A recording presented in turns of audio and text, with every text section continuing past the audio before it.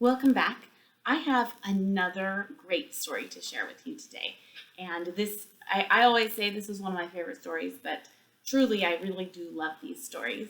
Today, I'm going to tell you the story of our numerals.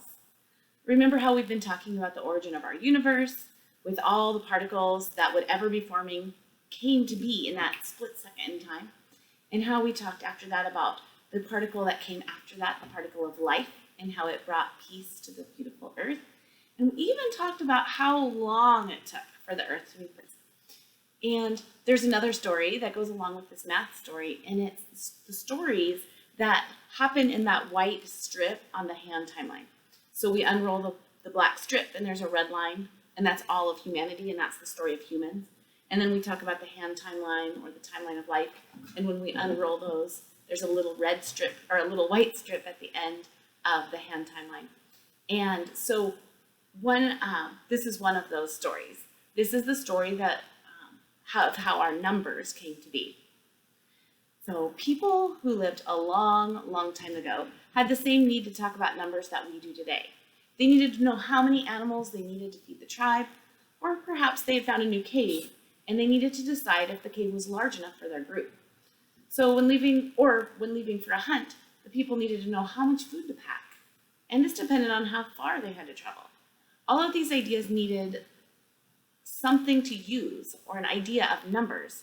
How many, how much. We imagine that when the first people began to speak, they probably had words for numbers. People who have studied the language of many different groups have never found a language that did not include some idea of numbers. It is interesting that there are some languages that use only one or two, and even one language had for their word for one was only meant one. But all languages have had some words to tell about numbers. So we can say that it's very likely true that human beings, no matter when or where they lived, have had some idea of numbers. We don't really know exactly how people of long ago spoke about numbers, but we can imagine. Suppose the question, how many deer do you see, was asked. A person could answer by showing that number with fingers or sticks or with stones. The Malaya people used groups of stones for the numbers. One stone meant one, two stones meant two, and three stones meant three. I have a chart for that. This is a very useful way of keeping track of numbers until you get to really big numbers, of course. So if you were trying to count, you would pick up one stone for one, or two stones if you wanted two, and so on. Someone may have cut a notch in a stick for each animal that they had seen, or if they picked up a stone for each animal they saw. Think about that. Not you always, but many children pick up sticks when they're walking. And imagine if you carved a little notch in that stick to keep track of things you saw. No matter how they kept track of the numbers of things, we can be sure that people from the earliest times counted and thought of ways to remember and show that count. It seems likely that people spoke for many years before they had a need to put things into writing. We will talk about the Phoenicians and the Phoenician traders, and they sailed around 3000 BCE, before current era.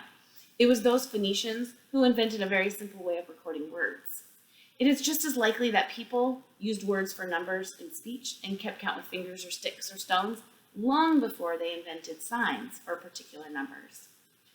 So, when and where did people use the written marks we use for number words? About 5,000 years ago, a people called the Sumerians lived in a valley between two rivers. Their country was called Mesopotamia. We have records from around 3000 BCE, about the same time as the Phoenicians, that show that the Sumerians could read and write and had their own way of writing numbers. Their way of writing was called cuneiform, or wedge-shaped, because they used a stick pressed into clay tablets, which made wedge-shaped marks. I was going to show you an example, but I didn't bring it with me. We'll do another lesson talking about cuneiform. There was also another group of people, the Babylonians, who lived a little bit after the Sumerians, but also used that cuneiform writing. I usually have a piece of clay, but I forgot to grab it for this lesson. But I'll show you that another time. The Babylonians lived in the same river valley as the Sumerians, and they continued this type of writing because clay was so plentiful. We have these records of number writing for two reasons. Because the Babylonians were merchants and traders, they wrote and stored many records. The second reason is that that part of the world where they live is very hot and dry, and the clay tablets that were used for records were dried brick hard in the hot sun and stayed dry and hard for many centuries. I have a chart that shows the Babylonian numbers, and you can see they use a fine wooden piece of wood that has a triangular shape, and they just push it into the clay. So 1 push that way as 1, and then 2 would continue on. Here is how we would do 10, 2 pushes, and then here we can see like these are tens and these are units. And then when you get to big numbers like 60 times 10, 60 times 10 looks like this. So the Babylonian numbers were made using a wooden stick pushed into clay and then letting the clay dry hard like a brick. And so that was a very useful way of writing. It's a very useful way of keeping track of numbers. We also have records of numbers written by the Egyptians, who lived about the same time as the Babylonians and were also merchants and traders. When we talk about the story of the Phoenicians, we talk about how the Phoenicians got their idea for the writing from the Egyptians. The Egyptians also used their hieroglyphics, or picture writing, to use numbers. And one interesting thing about them is that they had pictures for very large numbers. We've been talking about like 1 stone is 1 and 2 stones is 2. But the Egyptians knew that they needed to be able to represent really big numbers. And so here are some of the numbers for the Egyptians. I'll show this bigger for you. 1 was written as a staff, a straight line. And 10 was a heel bone, like the back of your foot. 100 was a scroll. 1,000 was a lotus flower. 10,000 was like a bent finger. 100,000 was a tadpole. And 1 million was a man sitting in astonishment. Look at him. Whoa, that is a big number. And so when the Egyptians put their numbers together, you can see that they build it using their pictures. So we can see 5 units, 5 staffs, 110, 3 lotus flowers for 3,000, and 1 bent finger for 10,000. So they write going this way, units, tens, thousands, 10,000s. It's really interesting to see that. I always love thinking about a million, like, whoa, that's a lot. And that's actually the symbol the Egyptians used for a million. Just like in our other stories, when people have something that they're using, they change it and make it better for themselves. And so the Greeks, whose civilization came a little bit after the Egyptians, they did something else. They followed the Phoenicians' pattern for their alphabet, and they used the first letters of the names to write numbers. So for example, the Greek word for 5 is pente.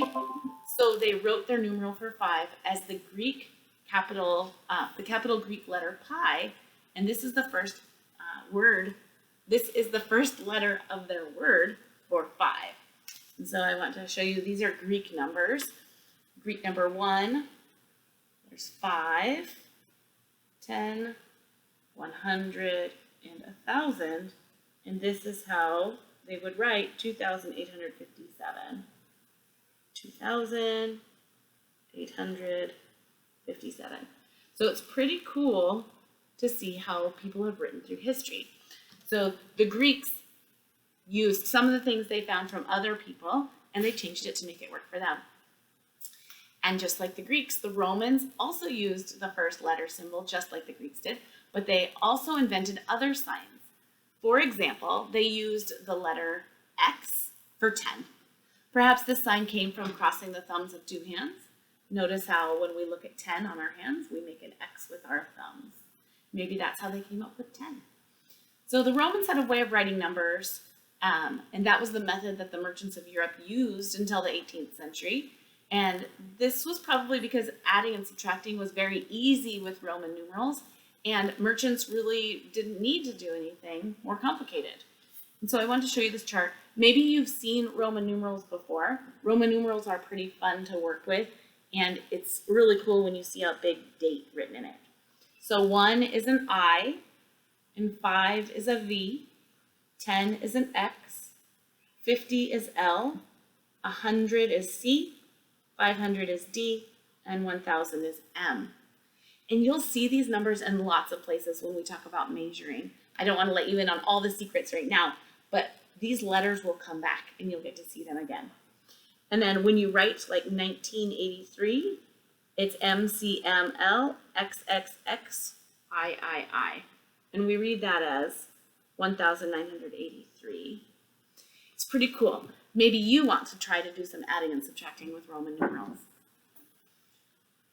It's really interesting to me when I look at the patterns of the numbers to notice that the Babylonians, Egyptians, Greeks, and Romans wrote the symbol for number 1 almost exactly the same way, and almost exactly the same way that we write the numeral 1.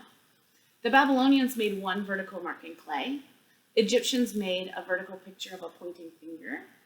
The Greeks used a vertical line, and so did the Romans. The first record that matched the way we write our numerals was found in India. The numbers were used by the Hindu people of their country. The signs were cut into the wall of a cave more than 2,000 years ago. 0 was not one of those signs. Records from India 1,000 years later showed that by then the Hindu people had invented a sign for 0. The question is, how did those numerals get from India to us? Well, we know that people from India traded with the people from the land of Arabia. The merchants who traveled from India brought their way of recording numbers with them. Now, the people who lived in Arabia did not really need this Indian way to record numbers. They already had their own way, including a 0. So they did not need to use that Hindu system. Why would anyone change what they were doing if it was working just fine? No one's really sure, but nevertheless, there was an Arab scholar who thought that the Hindu way was a clever way to write numbers, so he wrote a little book about these symbols. This book found its way into Europe about 1,000 years ago. We know this because European writing has been found with these same signs in a handwritten paper dated AD 976. And so I want to show you a picture of those old European numbers. And I want you to look at these numbers. So these are the words from India, or the letters and numbers from India. Maybe you're noticing that some of these look very similar to numbers we use right now, like 9, 8, 7. You can see the 6 right there. 5, 4, 3, 2, and 1. Old European numbers, which are taken from the Hindu way of writing, look very similar to something else. This was in 976 AD. Now I want you to think about this. Since the book that brought these numbers to Europe came from Arabia, they were called the Arabic numerals. We have documents showing that these curved Arabic numerals were copied by hand for many, many years. But the Arabic numerals were not used by the people for recording and calculating with numbers. Merchants continued to use Roman numerals because they were made with straight lines and there was less of a chance for mistakes. There was another reason people kept using the Roman numerals and no 0. Merchants used counting frames for adding and subtracting, and they didn't need a 0. 0 was just no beads on a wire of a counting frame. As more and more records were being written, the use of a 0 became necessary. How else do you tell if the 1 you are writing means 1,000 or 100 or 110 or just 1? With the invention of the printing press in around 1450 or 1450 current era, there was a smaller chance of mistakes from handwriting, and the 0 made it possible to write any number and to know what the numerals meant. The people of Europe began using Arabic numerals. There's a handwritten document dated 1442 AD that has the numerals written in almost the same way that we write them today. The numerals have not changed much since that date because of the printing press. So I want to show you how numbers have changed. So if we're looking at through time, in 1197, this was 1, 2, 3. In 1275, this was 1, 2, and 3. In 1294, 1, 2, 3. 1303, 1, 2, 3. In 1360, 1, 2, 3. And in 1442, 1, 2, 3. And they look just like how you and I write them today. We don't write them these other ways, and look how much changed just in a couple hundred years. But in almost 600 years, we're writing exactly the same because of the printing press. So that's the story of how our written numbers came to us. When you write numbers today, you're using a very ancient tool that has traveled very far to be useful to you. I can't wait to see what you write and what you share with your new knowledge of numbers and how numbers came to us. I can't wait to see what you do. See you later. Bye-bye.